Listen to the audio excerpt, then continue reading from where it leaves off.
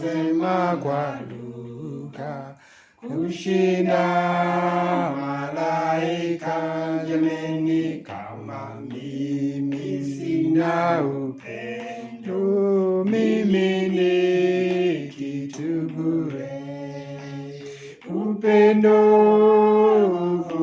huvumilia, upendo hauoni mabaya, upendo hauna wivu, upendo hauchoki.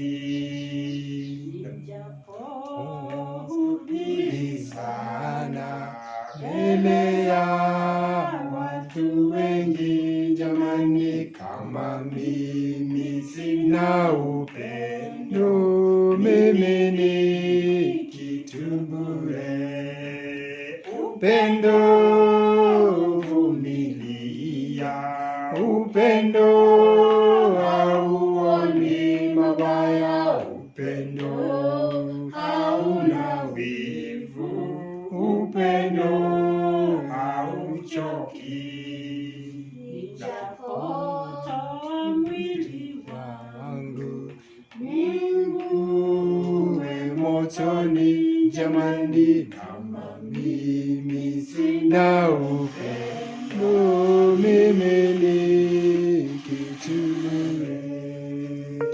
Upendo huvumilia, upendo hauoni mabaya, upendo hauna wivu, upendo hauchoki. Tuombe. Baba uliye mbinguni, ni kweli ya kwamba upendo hauna wivu, upendo huvumilia, na tutajiweka mikononi yako Baba, utupatie upendo unatoka mbinguni, kwa sababu upendo hapa duniani unafika mwisho, una kikomo, lakini upendo wako hauna kikomo.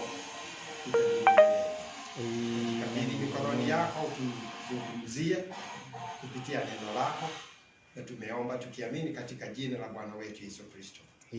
Amen. Nataka tusome Biblia zetu katika kitabu cha Mithali 15 mstari ni wa kwanza. Jawabu la upole hugeuza hasira, bali neno liumizalo huchochea ghadhabu. Bwana asifiwe. Tena nisome ingine katika Mithali 14 mstari wa kwanza. Mwanamke mwenye hekima hujenga nyumba yake, Amen, lakini mpumbavu huibomoa kwa mikono yake mwenyewe. Bwana asifiwe. Nataka tuzungumze kuhusu lugha ya upendo. Mahali tumesoma kuna lugha aina mbili. Ya kwanza ni ile inaondoa hasira. Bwana asifiwe. Hiyo ni lugha moja unaongea. Kuna lugha nyingine inayofanya huchochea ghadhabu. Bwana asifiwe. Hiyo ni lugha mara mbili. Amen. Na hiyo lugha moja ndio lugha moja ni ya mwanamke mwenye hekima, kwa njia nyingine hujenga nyumba yake, na lugha ya yule mwingine huibomoa nyumba yake na mikono yake. Hiyo mikono si mikono, ni kile unafanya, ni kile unafikiria. Unanena, basi unatenda. Kwa hivyo mwanzo wa mambo hayo yote ni mafikara ya kila mtu. Bwana asifiwe. Kwa hivyo tuna lugha ya upendo kupatia mtu ushindi. The language of love gives victory. Bwana asifiwe. Amen. Tumeona mmoja ya kwamba kuna lugha ya kwanza ambayo inaondoa hasira. uko na mtu hapa ambaye unamtukana, na ukimtukana yeye vile anajibu kwa hasira na anaongeza hasira. Bwana asifiwe. Kwa hivyo hiyo ni lugha inaongeza hasira, ni lugha mbaya. Bwana asifiwe. Amen. Kama katika dunia hii kuna lugha mara nyingi. Ukitazama katika zile lugha, ukitazama kama lugha ya Wakikuyu, kuna maneno ya upole ambayo haiko. Kusema please, tafadhali, haiko. I'm sorry, nisamehe. Hata si kusema nisamehe, ni kusema si kudhania kufanya hivyo. Hiyo ni kusema hata haiko. Sidhani kama iko kwa Kiswahili. Kuna maneno unatumia ya upole. Kwa hivyo kuna maneno ya upole hugeuza hali. Na ile maneno unatumia inageuza hali, ni lugha ya upendo. Bwana asifiwe. Amina. Mahali pengine katika Mithali inasema hivi ya kwamba, nadhani ni Mithali 16 inasema hivi ya kwamba mtu ambaye ni mpole kukasirika, slow to anger, ni kama mtu ambaye ameshika mji. Bwana asifiwe. Amen. A person who is slow to anger is like one who has conquered a city. Bwana asifiwe. Kwa hivyo kuna ushindi unatokana na kwamba wewe hauna hasira, hukasiriki haraka. Bwana asifiwe. Amen. Kwa sababu ya lugha unayotumia. Lugha unayotumia ni kitu muhimu sana. Na hiyo lugha ndio inajenga nyumba ya mtu. Ile nyumba unajenga, vile unaishi na watu, ni nyumba unajenga. Unajenga nyumba ya Bwana kupitia mawe ambayo unatumia, mawe ya kuharibu. Kuna watu wanaharibu nyumba ya Bwana, kuna wengine wanajenga nyumba ya Bwana. Tunaimba pambio, kujenga hekalu, kujenga hekalu, kujenga hekalu ya Bwana. Bwana asifiwe. Unajenga hekalu. Na hiyo hekalu unajenga, na maneno unayotumia yanaweza kuinua Yesu, na ile Yesu afuruta watu waje kwake. Huo ni kujenga. Bwana asifiwe. Na yule anajenga ana maneno mazuri. Bwana asifiwe. Maneno ambayo inainua Mungu. Bwana asifiwe.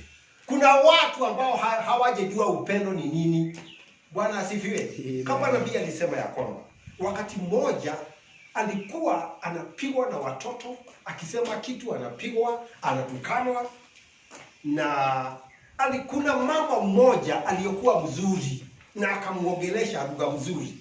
Akamwambia ya kwamba alimwambia afanye hivi ili,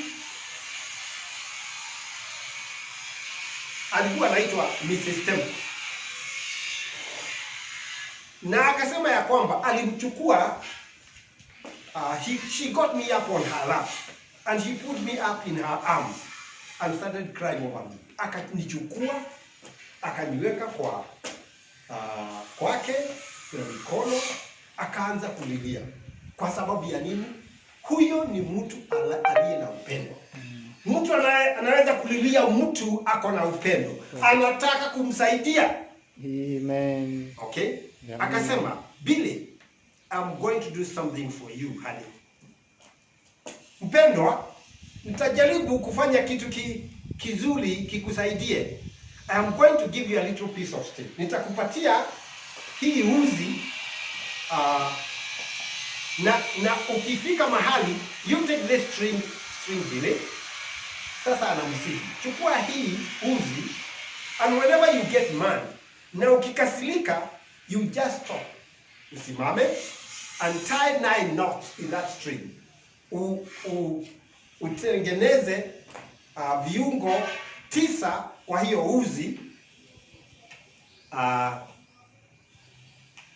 When you do that, then you bring the string to me. Ukimaliza hiyo uniletee, I'll bet your temper will be over. Kabla wewe hujaleta, ile hasira uko nayo itakuwa imeondoka. Bwana asifiwe. Lakini alisema hakumaliza dakika 5, alikuwa akimakasirika, akajaribu kutengeneza hiyo vitu 9, kumbika 1, 3, akashindwa, akaitupa. Kwa nini? Ako na hasira. Na huwezi kuongea lugha ya upendo ukiwa wewe hauna upendo ndani yako. Bwana asifiwe. Ni lazima kwanza uwe na upendo. Na ukitaka kujua kama uko na upendo, unaongea maneno ya aina gani kwa watu. Bwana asifiwe. Hiyo ndio kipimo cha upendo ulio nao. Bwana asifiwe. Ukiwa na upendo utanena maneno mazuri kwa watu. Bwana asifiwe. Pia nilikuwa nataka kumsaidia, lakini alishindwa. Kwa nini? Kwa sababu yule unataka kusaidia ako na hasira na hapwezi kamwe kusaidika. Akasema isipokuwa mimi singekuwa Mkristiano, isipokuwa Roho Mtakatifu alikuja akanibadilisha, singekuwa Mkristiano. Bwana asifiwe. Kwa hivyo kuongea lugha ya upendo ni lazima kwanza uwe Mkristiano kwanza. Amina. Bwana asifiwe. Ukiwa Mkristiano, yule Roho Mtakatifu akiingia atakubadilisha, atakupatia lugha ya upendo, kwa sababu Mungu ni upendo. Na ungeweza kama huyu mama alishika mtoto, anaona kila wakati vita, kila wakati vita, kila wakati vita, anataka kumsaidia. Upendo hutaka kusaidia watu. Bwana asifiwe. Amen. Amen. Alikuwa anashinda, anapigana na watu kila siku. Anasema mdomo wake ulikuwa umepigwa, unatoa damu. Meno yake ingine ilikuwa imetoka. Na huyu ni mtoto ambaye ako kwa shida. Na ukiona mtu aliye na shida, unajaribu kumsaidia. Amen. Ukiwa uko na roho ya kujenga, utajenga nyumba yako, na utajenga nyumba ya watu wengine, na utajenga nyumba ya Kristo. Bwana asifiwe. Iliyo kanisa lake. Kwa hivyo tuna nyumba 3 tunajenga. Kuna nyumba yako wewe mwenyewe, vile unaishi, vile unadumu, vile unaongelesha watu. Hiyo ni nyumba unajenga, na unabomoa, na kila unafanya itakurudia siku moja. Bwana asifiwe. Hiyo ni kweli. Kwa hivyo hiyo ni kitu moja. Nabii anasema hivi ya kwamba alikuwa anawaongelesha waaminio. So let's do good. So if you want a blessing, ukitaka kubarikiwa, let's be a blessing to somebody else. Na ni lazima ujikaze kuwa baraka kwa mtu mwingine. Bwana asifiwe. If you want to be a blessing, ukitaka kuwa kubarikiwa, let's be a blessing to somebody else. Ni lazima uwe baraka kwa watu wengine, and the blessing will return. Na baraka itakurudia. Bwana asifiwe. Amen. Hiyo baraka inakuja kwa sababu unataka kufanya mazuri kwa watu wengine, na hiyo baraka ikienda itakurudia. Na akasema hapa ya kwamba that is true. So you usually reap just what you sow. Unavuna kile ulipopanda. So let's do good. Tafadhali tufanye mazuri. Talk good and be kind. Ongea mazuri. Amina. Kwako ongea mazuri. Kwa watu wengine ongea mazuri. Ukiongea mazuri, mazuri yatakurudia. Bwana asifiwe. Amen. And people talk about us. We'll say good things and kind things. Na watu wakiongea kutuhusu, tutasema mambo mazuri, mambo ya upendo. And good things will come our way if we will give them out. Ukitaka mambo mazuri yakuje, maneno mazuri yakuje. Ongea mambo mazuri kwa watu wengine. Kama Biblia inasema hivi, tafuteni, katika Waebrania inasema hivi, tafuteni kwa bidii kuwa na amani na watu wote. Amina. Ukiongea mazuri utakuwa na amani na watu wote. Na utakatifu ambao bila kuwa nao hakuna mtu atakayemuona Bwana. Kuna utakatifu na kuna amani, na unaitafuta kwa bidii. Aje, unajifunza, unajitazama, unaona ni kitu gani ambayo kibaya unapaswa kurekebisha ili urekebishe tabia yako. Na unarekebisha tabia yako ukimwambia Mungu nisaidie. Sitaki kuwa na hii hasira na siwezi kujisaidia, ni wewe tu unaweza kunisaidia. Bwana asifiwe. Amen. So he says,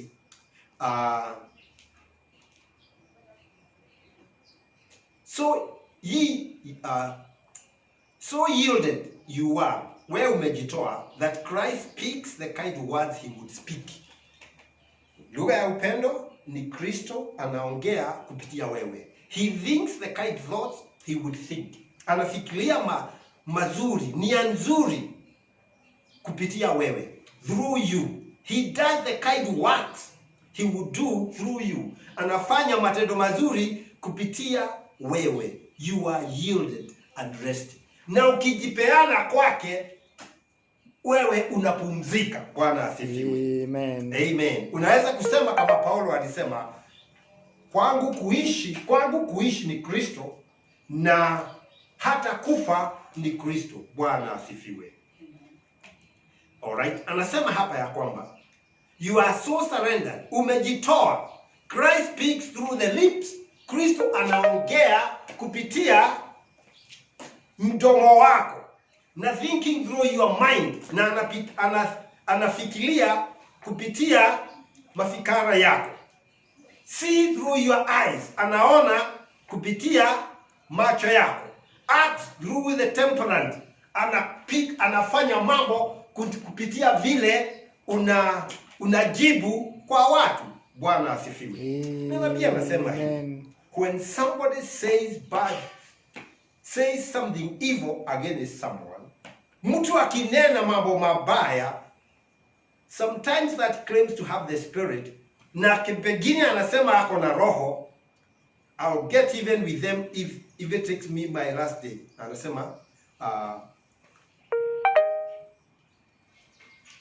anasema hivi, check about your Holy Spirit. Ujitazame kama uko na roho, kwa sababu Biblia inasema, blessed are you when men shall say all manner of evil falsely against for my name's sake. Bwana asifiwe. Inasema ya kwamba wakati mwingine watu watasema mabaya ya uongo kwa ajili ya Kristo.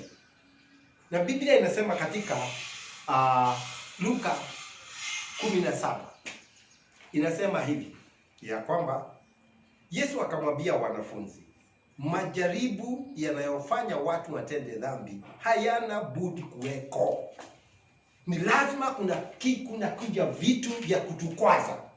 Na vitu vikija vya kutukwaza, lugha tunayoiongea inaonyesha vile tunafikiria na ni kitu gani kilicho ndani ya roho zetu. Tutaongea lugha gani? Mtu akija hapa akukanyange kidole ambayo pengine ni kigonjwa, utasema nini? Utaongea nini? Na kwa sababu yatakuja mambo ya kukwaza watu, yatakuja watu wataongea mabaya kwako, watu wataongea mabaya kwangu, lakini wakiongea mabaya, wewe unasema nini? Bwana asifiwe. Na nabii anasema hapa ya kwamba when somebody says evil about you, say something good. Hii ndio lugha mzuri. Mtu mwingine akikusema mabaya, ongea mazuri kumhusu. Amen. If you can say something good about them, kama huwezi kusema mazuri kuhusu wao, then don't say nothing. basi nyamaza na usiongee. Amen. Kwa sababu hutaki kunena mabaya kuwahusu. Just let it go. Wacha iendelee.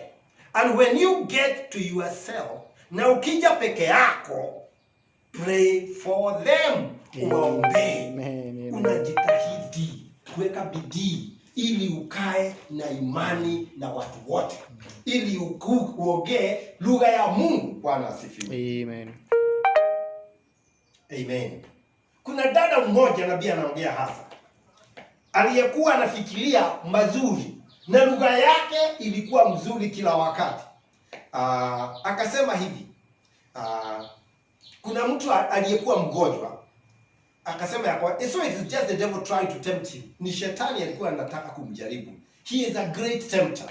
Ni mjaribu mkuu, and he is a good one too. Yeye ni mwema katika kujaribu watu. You have the story about the sister. Umesikia hadithi ya yule dada alienda kanisani, went to church. Would say nothing bad about anyone. Hangesema kitu kibaya kuhusu yeyote. Na hii ndio tunapaswa kuwa. Usiseme kitu baya kuhusu yeyote. Wale wanajaribu, wako na shinda, wewe uko na shinda. Baada ya kuwaongezea mizigo, wapunguzie mizigo yao, sema neno moja, kwa sababu neno ambalo unalilongea litarudi baada ya siku moja, mwaka mmoja, miaka 5. Watajua ya kwamba wewe ulisema. Na wakijua hawatakuwa na furaha, watakuchukia. Bwana asifiwe. Na imetoka kwako. Kwa hivyo akasema, yule dada akaulizwa, what do you say about the devil? Sasa utasema nini kuhusu shetani? Akasema, well, he is a good adversary. Ni adui mzuri. Bwana asifiwe. Amen. Hiyo ndio tunapaswa kufanya katika kila jambo. Tujaribu hii. Ndio nataka kusema ya kwamba katika kila jambo ongea kind words, maneno mazuri. Hiyo ndio lugha ya upendo. Unaongea kama mtu amekosea. Akikosea kama Kaini alikosea, Mungu alikuja akamuuliza, Kaini, kwa nini umekasirika ya kwamba dhabihu yako haikupokelewa? Ungefanya mzuri, si ungechukuliwa. Bwana asifiwe. Ungekubalika. Ukiona haikubalika, dhambi imekaa pale mlangoni. Bwana asifiwe. Unasahihisha mtu. Bwana asifiwe. Amekosea, unamsahihisha. Upendo husahihisha. Bwana asifiwe. Amina. Na unasahihisha kwa maneno na matendo. Kabla utatenda unafikiria. Ukifikiria unanena. Kile kinaudhi sana kwa watu ni maneno. Ndio tukasoma ya kwamba yule ambaye ni mbaya, jawabu la upole hugeuza hasira. Usiongeze hasira kwa mtu yeyote. Usiongeze hasira kwako. Usijisemee mambo mabaya. Usiseme kuhusu mtu mwingine mabaya. Fikiria mazuri. Biblia inasema let this might be in you. Na hii nia iliyokuwa ndani ya Kristo iwe ndani yenu. Ukiwa na nia mzuri utafikiria mazuri. Watu wakikufanyia mabaya utafunika dhambi zao kwa upendo. Na kwa sababu umefunika, kufunika ni kusamehe. Kwa njia nyingine. Amen. Na ukisamehe mtu, hutaenda pale kwa hasira umwambie, sasa wewe umefanya nini? Hapana, unaelewa ya kwamba yeye ni mtu na watu hukosea. Unajaribu kumsahihisha.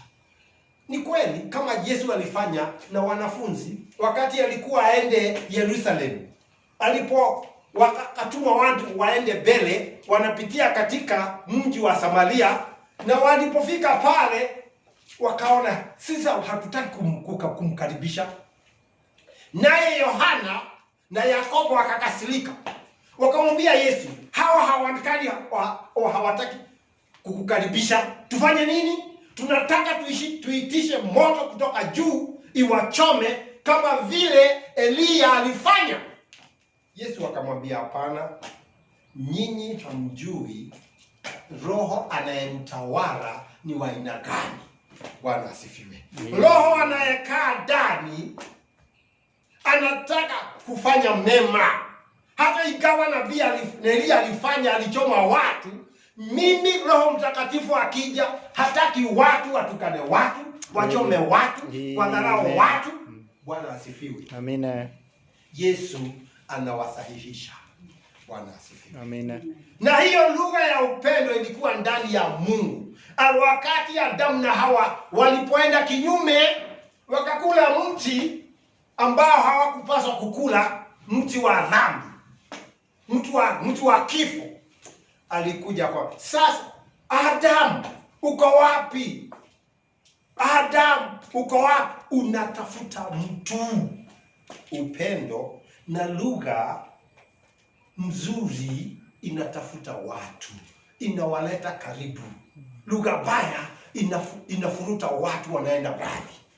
Lugha mbaya inaweka mfilingo juu kukuzunguka, na wale wengine unawatupa nje. Lakini Mungu alikuja akitafuta Adamu. Adamu uko wapi? Mimi ninakutafuta. Bwana asifiwe. Hiyo ni lugha ya upendo. Bwana asifiwe. Love seeks. Love inaongea lugha ya kulinda mtu. Bwana asifiwe. Amen. Ikiwa ako na mambaya, unaanza kupigwa, unamlinda. Kama mama akiona mtoto wake ako shinda, anataka kupigwa, anauliza, kwani nyinyi hamna huruma? Ni lugha ya upendo. Bwana asifiwe. Yule baba alikuwa na mtoto mpotevu. Wakati alikuja, aliambia kijana wake, huyu kijana wetu alikuwa amekufa, lakini sasa amefufuka.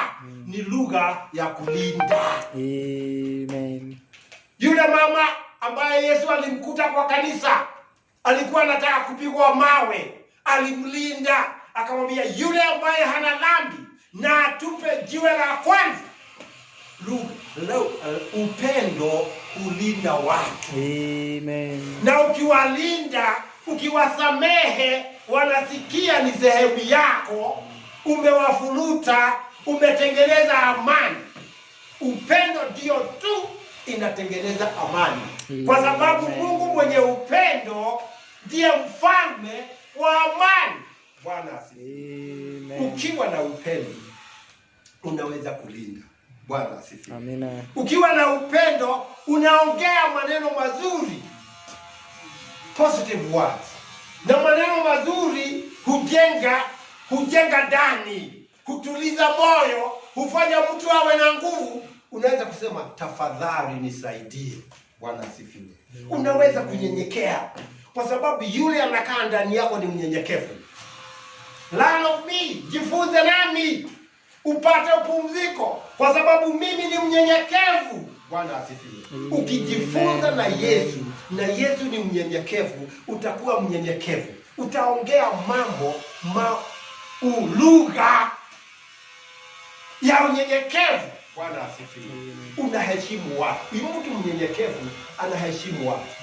Hata akiwa mtu ni mdogo na wewe mkubwa, unajishusha chini, unakuja katika hali ya yule mtoto au yule mtu mwingine, mnaweza kuongea lugha moja. Lakini lugha isiyo ya upendo inaongea ikiwa juu na watu wengine wako chini, na baada ya kusaidia watu hufukuza watu wasikuja kwa Yesu, kwa sababu Yesu hayuko.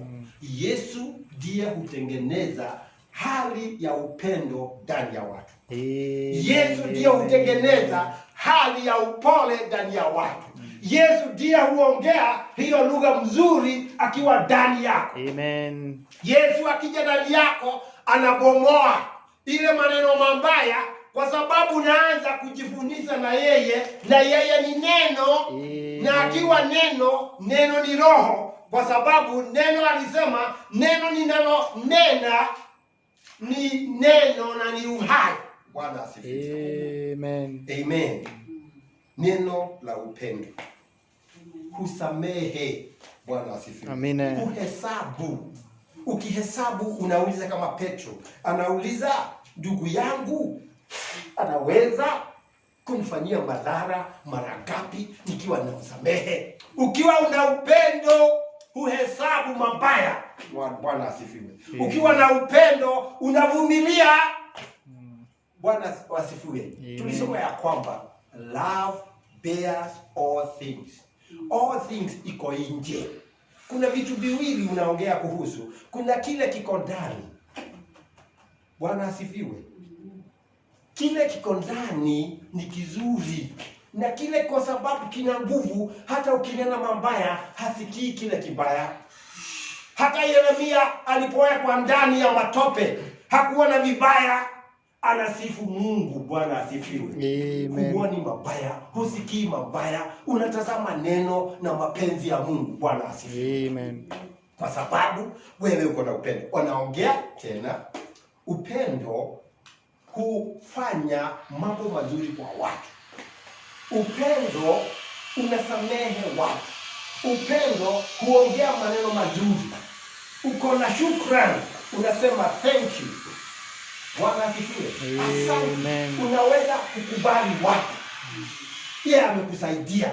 Hata ikiwa amesema ni vibaya, asante sana kwa kunisahihisha. Ukirekebishwa unakubali kurekebishwa. Unaongea maneno ya kubariki. Bwana asifiwe. Amen. Si mama au baba wanasema, sasa wewe ukikosa kufanya hii na hii, kuniletea hiki na hiki, nitakulaani. Hapana. Upendo haulaani mtu yeyote. Bwana asifiwe. Upendo unaongea lugha mzuri, na lugha mzuri hujenga nyumba. Lugha mzuri huondoa hasira. Hata ile hasira iko ndani yako inatoka, kwa sababu unajifunza na Mungu Bwana aliye upendo. Bwana asifiwe. Lugha ya upendo ni lugha positive. Lugha inajenga, lugha inasaidia, lugha ya upendo, lugha ya kuvumilia, lugha ya kuwa na mambo mazuri yote mazuri. Kama vile Biblia inasema hapa, hatimaye ndugu zangu, mambo yote yaliyo ya kweli. Hiyo ni lugha ya kweli. Kitu ya kweli, that is true. Yeyote yaliyo na sifa, that is honest. Yaliyo na haki, that is just. Yote yaliyo safi, yote ya kupendeza, yote yenye sifa nzuri, good report. Ukiwapo uzuri wowote, if there be any virtue, pakiwepo chochote kinachostahili kusifiwa, if there be any praise, tafakarini mambo haya. Na ukitafakari mambo haya, haya ndio utanena. Nena maneno inatokana na nia yako na fikira zako. Fikira zako zikiwa mzuri, utanena mazuri. Zikiwa mbaya, utanena mabaya. Ukiwa na Roho Mtakatifu, utanena mazuri kwa watu wote na utanena mazuri kwa Mungu. Bwana asifiwe. Lugha ya upendo inaonekana tu kwa Mungu. Na lugha ya Mungu ya upendo haijipendi. Bwana asifiwe. Inaongea kuhusu wale wengine. Kama vile ndiye alisema, upendo wako wa kwanza kwa Mungu, upendo wako wa pili kwa watu wale wengine, upendo wa tatu uwe kwako. Lakini ukiwa upendo wa kwanza ni wewe, mimi, yangu, yetu, hapana, unashinda. Bwana asifiwe. Upendo huvumilia. Upendo unaongea mazuri. Kama kuna sifa yeyote, tafuta sifa. Ongea sifa kwa watu. Ukiongea maneno mazuri, yale maneno mazuri yatakurudia. Na ningependa tujaribu kufanya mazoezi. Ongea mazuri kwa watu wote, samehe watu wote, saidia watu wote. Hiyo ndio lugha ya upendo, na Mungu atakubariki. Bwana asifiwe. Amen. Amen. Tuimbe hiyo pambio. Nijaposema kwa lugha na malaika jameni, kama mimi sina upendo, mimi ni kitu bure. Upendo huvumilia, upendo hauoni mabaya, upendo hauna wivu, upendo hauchoki. Atuombe. Baba uliye mbinguni, tunasema asante kwa kuwa nasi adhuhuri ya leo. Wewe mwenye upendo, unaongea lugha ya upendo, lugha ya mbinguni. Tunajiweka mikononi yako Baba, utusaidie, tujisahihishe Baba, ili tunaweza kuwa chombo chako kinachoweza kuongea amani, kuongea lugha ya upendo, lugha ya kusaidia, lugha ya kujenga, ili Baba tujenge nyumba zetu, tujenge kanisa lako, tujenge wadugu wetu. Tunasema asante, tusaidie Baba wetu. Hatuna nguvu, lakini uweza wote ni wako. Tusaidie Baba, twajikabidhi mikononi yako tukiuliza hizo baraka, kwani tunaomba tukiamini katika jina la Bwana wetu Yesu Kristo. Amen. Amen.